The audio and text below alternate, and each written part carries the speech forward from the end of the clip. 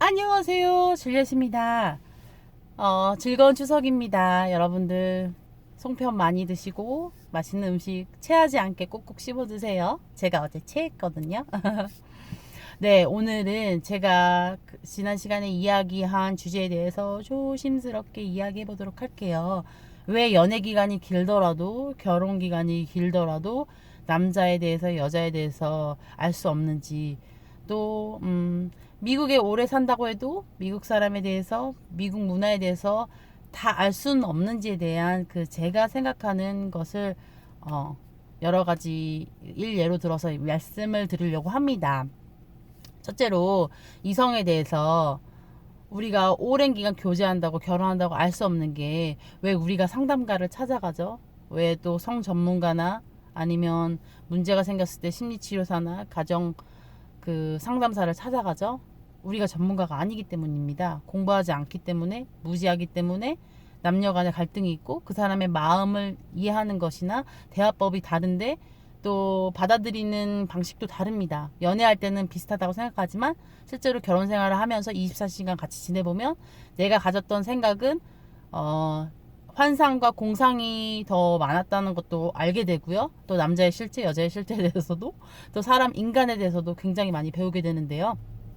한 예로 구성의 아주머니께서 성 전문가시죠? 40대, 50대, 60대 분들을 모시고 아저씨 분들 앞에서 강연을 했는데 처음에는 아저씨들이 하셨다고 하더라고요. 왜? 젊은 여자가 나와서 성에 대해서 강의를 한다? 나 지금 결혼 생활 20년 차, 30년 차인데 내가 내 부인에 대해서 아주 잘 알아라고 그렇게 아저씨들이 생각하신 거죠. 근데 실제적으로 그분이 이제 강의를 하시고 5분, 10분이 지나면 그분들은 아무 말도 못하게 되시죠. 실제로 오래 살아도 이 남자가, 이 여자가 무엇을 원하는지, 어떤 것에 감동하는지, 어떤 말을 듣고 싶어 하는지, 또 어떤 것에 민감한지 모르는 경우가 되게 많아요. 그렇기 때문에 서로 갈등하게 되고, 서로 싸우게 되고, 맞춰가지 않으려고 하고, 다른 시각, 또 다른 마음을 품고 있고, 받아들일 준비가 또 되어 있지 않기 때문에 갈등하는 경우가 많거든요. 그래서 오래 사는 것과 또 그 이성을 아는 것이 비례하지 않는다. 또 같은 맥락에서 제가 항상 이제 연애관에서도 결혼관에서도 이야기하지만 미국 문화에 대해서도 이야기하지 않습니까? 미국에 오래 살았는데 제가 만약에 가정주부로만 집에 20년을 살아서 마트밖에 안 가고 교회밖에 안 가면 제가 미국 문화에 대해서 잘 알 수 있을까요? 제가 같은 아시안 사람들과 만난다면 또 다른 사람과의 교제가 끊어져 있다. 흑인과 백인과 히스패닉 또 인디안 이런 사람들 다른 사람들 다른 종족의 사람들과 그 만남이 끊어져 있고 대화조차 하지 않는다면 제가 미국에 대해서 잘 알까요? 그냥 표면적인 미국에 대해서 알 수 있겠지만 미국 사람들이 가지고 있는 생각이나 또 갈등 구조나 정말 이 깊은 마음에 무엇이 있는지 모르는 경우가 굉장히 많은 것 같습니다. 그쵸. 그렇기 때문에 갈등이 많은 거죠. 갈등을 풀어나갈 수 없는 거죠. 물론 그 문제는 모르기 때문에 벌어지는 것도 있고요. 알지만 내가 양보하기 싫어서 벌어지는 갈등들도 있습니다. 아시겠지만요. 그 미국에 오래 산다고 해도 미국을 알 수 없고 미국 사람에 대해서 알 수 없는 논리에 대해서 한번 또 다른 제가 주장을 해볼게요. 제가 영어를 배워온 기간은 깁니다만 방송에 나오는 영어 유튜버들이 있죠. 그 교육 전문가들 정말 영어를 잘하시는 분들이 있잖아요. 5년인데 단기간 안에 10년인데 10년이면 저보다 연수는 짧아요. 근데 그분들이 영어는 훨씬 잘하거든요. 저는 그분들 앞에서 낑낑낑낑낑 할 수밖에 없어요. 왜? 내가 기간이 더 긴데 영어 공부한 기간이 긴데 나는 왜 그분들 앞에서 낑낑낑 하죠? 왜? 그 사람들이 더 많이 알고 더 많이 공부했고 더 많이 축약해서 더 많이 경험했고 더 많이 뛰어들어봤고 더 많이 말해봤고 더 많이 써봤고 더 많이 그 미국 사람들을 아니면 뭐 그쪽으로 더 파고들었기 때문입니다. 그분들이 아마 공부한 양은 10,000시간, 20,000시간, 30,000시간 이상일 것입니다. 밥 먹는 것 빼고는 거의 영어 시간에 많이 집중했더라고요.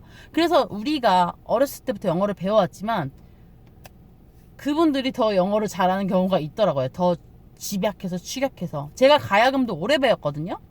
제가 한 7년 정도 배웠었는데 그 당시에 이제 제가 아는 제자가 교회 제자가 가야금을 시작했습니다.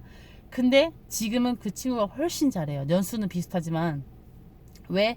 쌓여온 기간이 있고 이제까지 계속 연습하고 저는 취미로 배웠기 때문입니다. 무슨 말인지 아시겠죠? 미국에 있어도 그 연수가 중요한 것이 아니라 내가 직접 그 사람들과 먹어보고 입어보고 또 지내보고 집에 초대해서 먹여보고 이 음식을 좋아하는지 아니면 싫어하는지 또 표현은 어떻게 하는지 집은 어떻게 꾸몄는지 이 사람들은 무슨 감각이 있고 무슨 생각을 하고 있고 하는 것은 내가 얼만큼 공부를 했느냐에 비례하기도 하고요. 또 얼만큼 그 경험치에 많이 비례합니다. 미국 군인들 있죠. 미국 군인들이 한국에 와서 많은 오해들을 하는 것 중에 하나가 있습니다. 뭐냐면 난 한국 재미없어. 한국 싫어 하는 친구들이 많아요. 의외로. 그렇기 때문에 한국 파병 가는 것을 좋아하는 사람은 이제 미국 그 한국 문화를 좋아하는 사람이지만 아니면 한국 여자친구가 있거나 남자친구가 있거나 케이팝 등을 좋아하는 사람이지만 일반적으로는 그렇게 한국을 반기지 않습니다. 또 갔다 온 사람들도 그렇게 한국을 대략적으로 좋아하지는 않아요. 물론 저희 한식당에 한국 식당에 오시는 분들은 한국 음식과 한국을 좋아해서 오시는 분들이 대부분입니다만 일반적으로 그렇게 한국을 반기진 않습니다. 선호진 아니에요. 왜 그렇죠? 한국에 대해서 모르기 때문입니다. 그들이 미국에 3년이 그 한국에 3년이 있은들 5년을 있은들 미군 부대만의 안에 있기 때문에 만나는 사람들이 진짜 바깥의 한국인들이 아닌 거예요.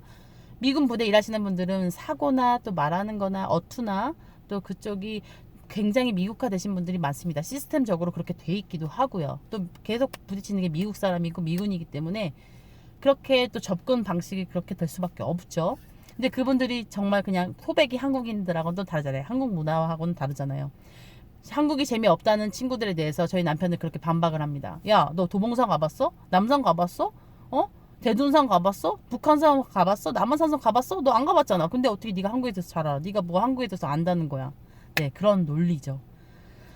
제가 말한 거 이해하셨죠? 우리가 뭐 이성에 대해서 잘 안다고 오랜 기간 또 미국에 오래 샀다고 오랜 기간 아는 게 아니라 공부를 직접 해봐야 되고 경험을 그만큼까지 해봐야지 우리가 더 깊숙이 더 많이 알 수 있다는 것이 제 논리이고 생각입니다. 물론 여러분들은 다른 의견을 가지실 수도 있겠습니다.